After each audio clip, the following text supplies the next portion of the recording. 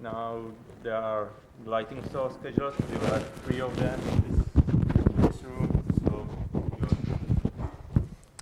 hello, I'm Murdaca. I work at Red Hat, and I'm an associate software engineer there. I'm also a Docker maintainer upstream.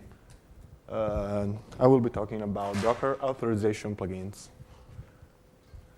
So, Docker has this kind of plugins which are just a way to extend the Docker engine. Usually, right now they have volume plugins, network plugins, and in Docker 1.10 they have updated the authorization plugins. So Docker has a generic plugin API which is an RFC style JSON over HTTP, much like WebSocket, webhooks. Plugins are discovered by the Docker daemon, usually by name, that he usually accomplished by placing a socket file inside run/docker/plugins/name.sock, like that. Or there can be other way, like a .spec file, which is just plain text files which contains the address of the socket, or a JSON spec file, which is more complex, let's say more complex, because it may contains TLS configuration. So the Docker daemon used that TLS config to reach out the plugin. And usually the spec file and the JSON spec file are discovered under etc Docker plugins or user live Docker plugins. Obviously, the Docker daemon, in the case of the authorization plugins, needs to be configured to use them. And that's the way we're doing it right now, -- authorization. Otherwise, for the other plugins, like the volume one and the network one, usually these are configured at runtime, like at Docker run or Docker create, and that way. Also, plugins are lazy loaded, so I'm talking more about this, but volume plugins and network plugins, and right now authorization plugins are lazy loaded, which means you start the daemon and they are not activated. For the authorization plugins, this is a bit tricky because you don't usually want to start your Docker daemon with those authorization plugins, and they may not be available. So we have a pull request upstream to remove the lazy loading of plugins, of authorization plugins, because it doesn't make sense, because if you start a daemon and the plugins isn't ready, the CLI is basically unusable, because it will try to reach out the plugin and it just stuck there. Every communication to the plugins, generally, are done via post request over the socket.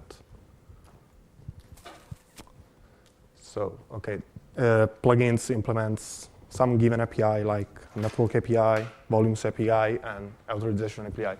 You can find out more at that GitHub URL.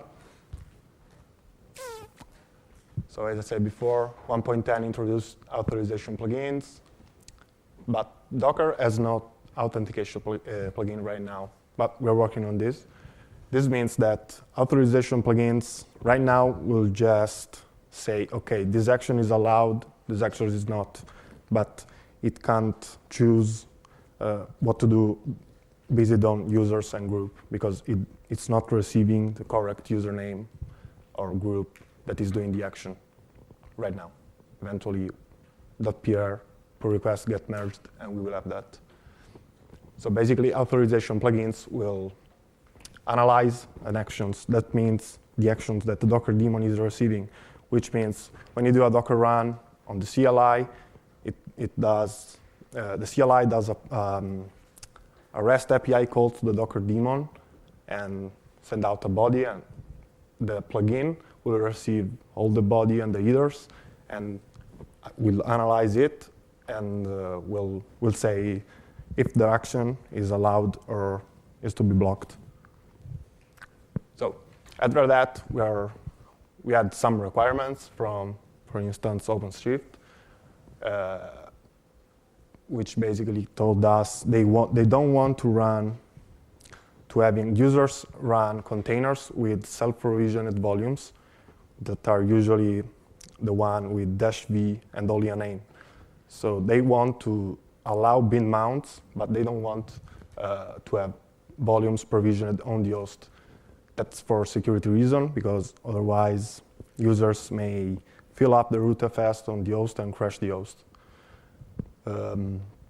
So this is the first plugin we developed, and I can show you how it works after, and it's available here. We also are developing this block RHEL push plugin, which is basically right now you shouldn't or couldn't or don't have to push RHEL content or RHEL-based images to Docker.io. So right now we are carrying a patch in our project atomic/docker fork, which asks for confirmation or force for confirmation if you want to push RHEL content to Docker.io. So we are replacing this patch, which is, as you can see, a bit ugly and big, with this plugin. This plugin are allowing us to do this.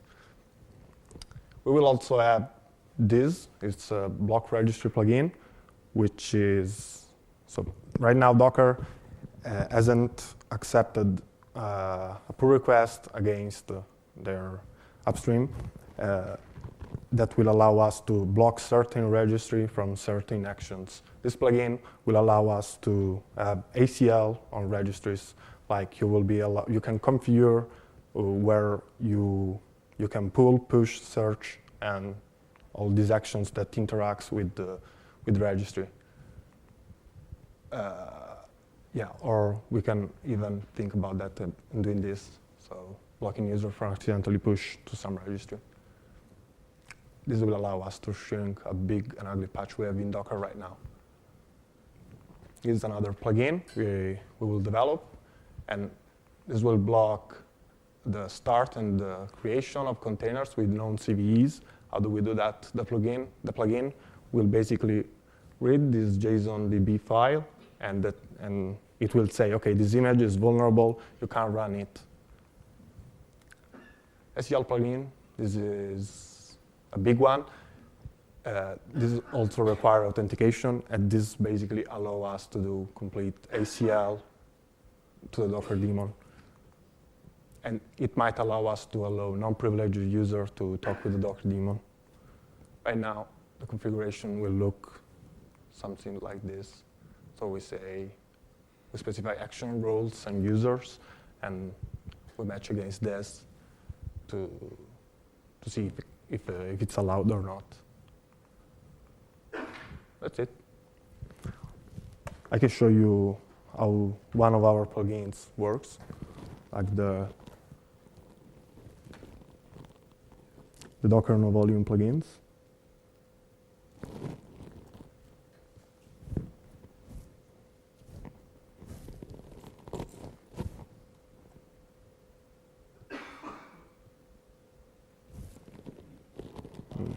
Yep.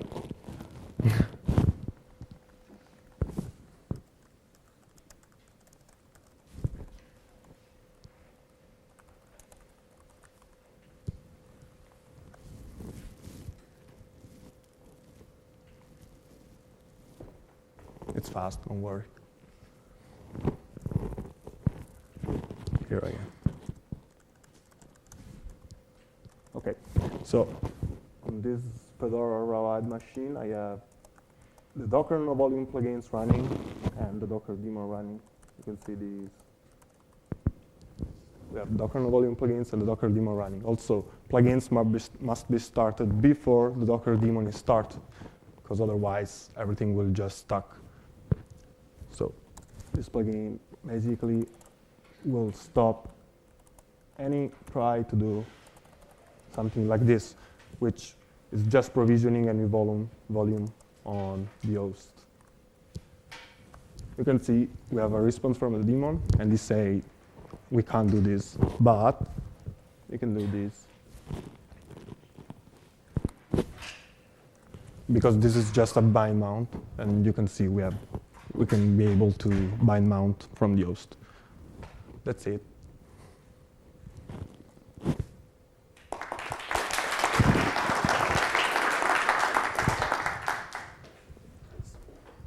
Watch the counts.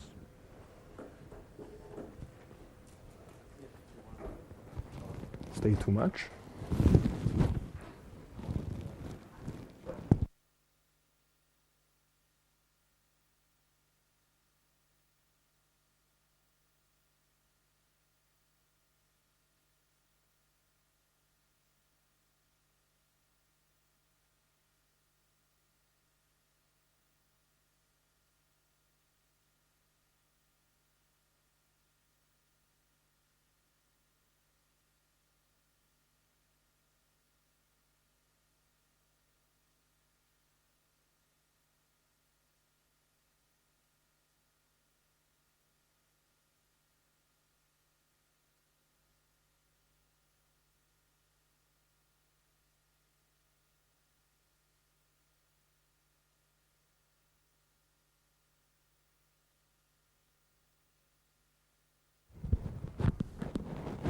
Sing a song.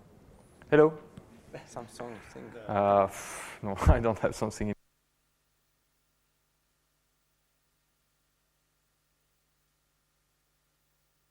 Just talk. Yeah, it works. Okay. Well, I guess I could start. So actually, well, this is lightning talk, so I didn't prepare it at all. Obviously, it's improvisation. I thought, why not? You know, I have some stuff to say about what I do on my spare time. So my name is Marc AndréGliding. I work in the QEMU team for the past 6 months or so. Before that, I was working in the SPICE team. I'm still involved. And it's been about 2 years, not yet, but soon, that I do paragliding. So I guess hopefully most of you know what it is, right? So I fly on the weekend, basically. I visit the cloud, and you know, you start small. So when you start paragliding, you basically just jump and fly to the ground. You don't really fly, in fact, you just jump. I mean, you take off, but then you don't do anything really special, and so it's very local in the beginning, and you know, it's easy to learn. I mean, after a few hours, you start like having the feeling that you fly, but in fact, it takes like years before you handle it properly, because a lot of things can go wrong. But nowadays, I visited this place like a month ago, and I was flying over this. It's called this place is Étretat in the north of France. And I was wondering, like, because I start to go around a bit too far, like I did 40 kilometers, and people, like, I go with a club, and they told me, like, I realized, like, oops, I am here, it's a really cool place, I mean, it's very popular, there is tourists and so on, I wanted to get there, but I realized I am the only one here, I didn't see anyone, and I thought, oops, maybe I did a mistake, so instead of staying here and like enjoying the scenery and so on, I just went back as quickly as possible, hoping that nobody is going to, you know, if I did something wrong. So the problem is I have no instrument, basically. I didn't have like a variometer. So you can fly, basically the regulation is very open for like flying without instrument and so on. It's kind of easy. You can go even if you didn't learn anything, or if you can fly with any kind of object you want. So there is a lot of like openness in the way you can fly, and but that still there is some regulation, and you are not supposed to go anywhere. And the problem is, not only it's difficult, it's dangerous to take off and land. The wind can be turbulent and so on, but one of the dangerous things might be that you kind of cross the path of a plane. So that's not a good idea, probably. And you better like know where this area where you fly. You better know like what's the regulation for. And so that's how the sky is like sliced. So I didn't know all of that, so you have to learn this kind of stuff so you can actually fly properly and not do like dangerous situation. But it's difficult to like explain with a map and so on. So it's better if you have tools that's basically, you say, I would like to do this fly, and they tell you, oh, you can't because you are going to reach this region, and if you go that high, you cannot go too much too high, and so on. So, or if you are in flying, you didn't plan your flight, and your flight, that maybe it will give you an alert. So that's the thing. And I didn't have any instrument, but then I found out that, well, actually, you can buy something that costs like 400 euros or more, or about that price, but then you can also build it yourself. And there are people like in Australia, they build this stuff that's called a blue fly variometer with a GPS, and you can take a Kobo Touch reader, and then there is this cool application, it's called XCSOR, and that's basically the main point of this talk. This is open source, and it gives you, oops, a bit too far, this kind of data. So you can configure the UI and so on. It can be used for like gliders that plane and paragliders or other kind of flying whatever you fly. And so you can plan your flight, and it will like give you alarms if something goes wrong. It gives you a lot of statistics. For competition, it's really important. You can save the trace. You can record the trace for like there is like competition between people. Like every time you do a nice flight, you can like upload your trace, and people like validate your flight. And then there is like we order like the best flyers, basically the people who fly the best during the year or something. There is it's like over the year competition in France. I guess in other countries they have the same. So yeah, this is really XCSOR, and it's open source. And the problem is, with one of my colleagues in the club, they told me like, yeah, but we have this variometer, so it's capable of producing sound, and actually all of this you can reprogram it somehow. But you cannot we are not always looking at the screen of the reader, and we should not probably look at the screen because it's better looking in front of you instead of your instrument. So can we make it like produce a sound? And the problem is like the current version, there is no way. You can customize it somehow to have like events and trigger something, but it's difficult to produce sound. But because it's open source, people figured out, and it's not even landed upstream. It's not my patch, but I have other patches like more like for other stuff, not related to flying. But yeah, it's just a tiny amount of code, and we can trigger events that when we reach a different region, like you reach an airspace, you can trigger like a beep or something. And that's really, the power of open source. So I'm really happy to fly with this instrument now. So I just wanted to say thanks to all this project and company. And I hope Kobo will keep like doing a hackable device, because it's one of the most hackable. Like it's almost like a regular Linux. You can you have a TTL port. You can plug any device easily, and you can add the application very easily to the Kindle compared to other reader. And yeah, and Bluefly is really cool. So if you have any question about gliding, you can find me later, and we can talk about it. That's it.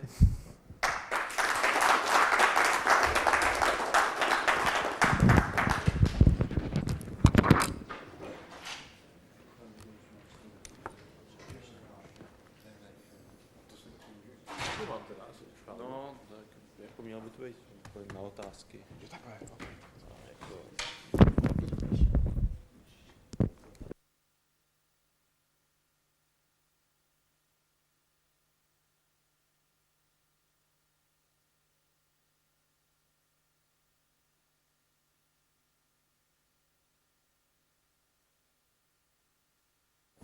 Jestli to funguje. Hey, good evening.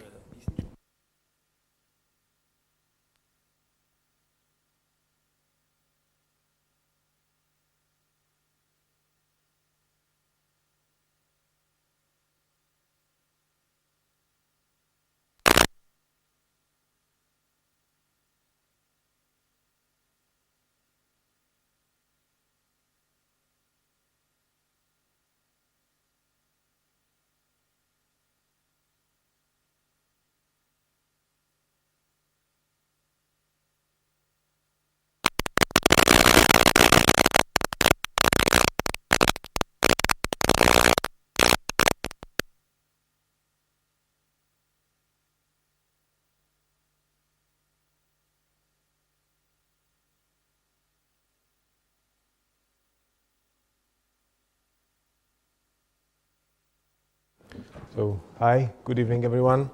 Can you hear me?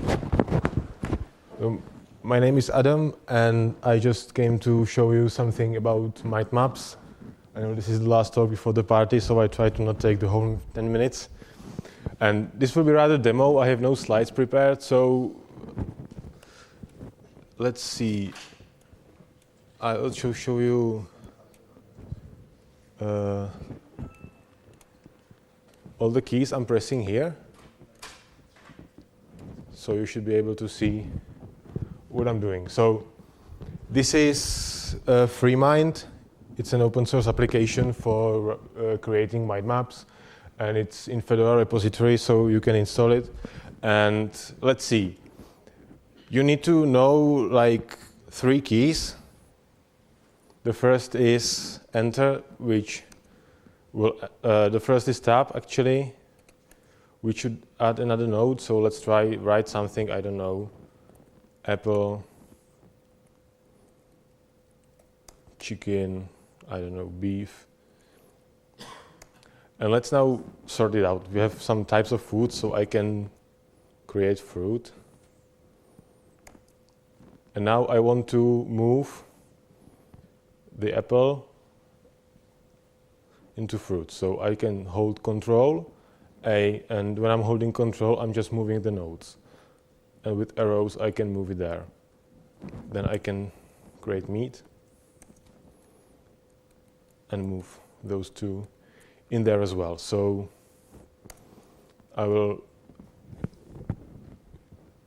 write some tips here. So keys,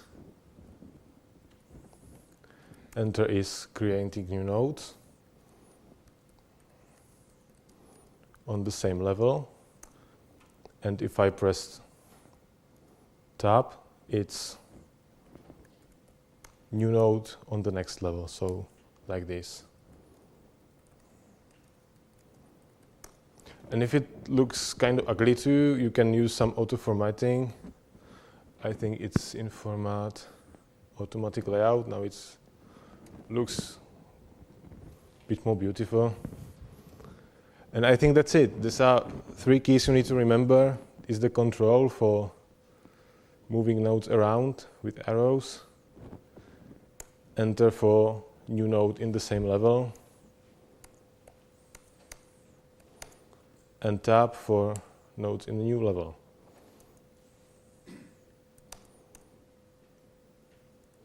So that's basically it. So these are the basics, and if it gets a bit complicated, you can also use something called clouds, which is a buzzword these days.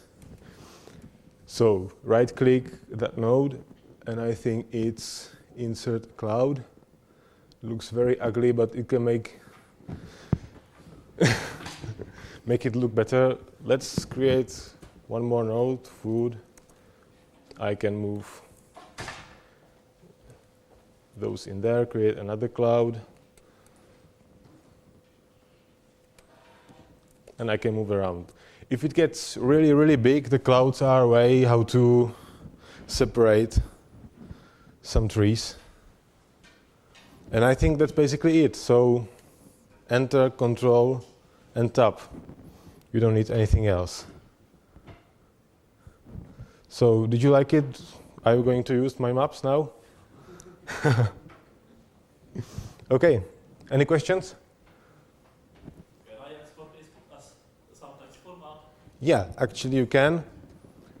I think it should be able, if you do export, you can do HTML, I don't know, Flash, who would use that?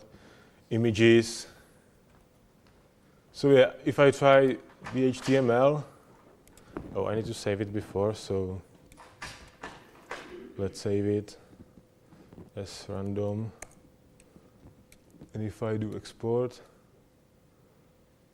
as HTML, oh, yeah, that's it. And I think it even can do some JavaScript stuff. Like if I do, even with the image, so then it looks like that. You can click, for example, keys, and it will get you there.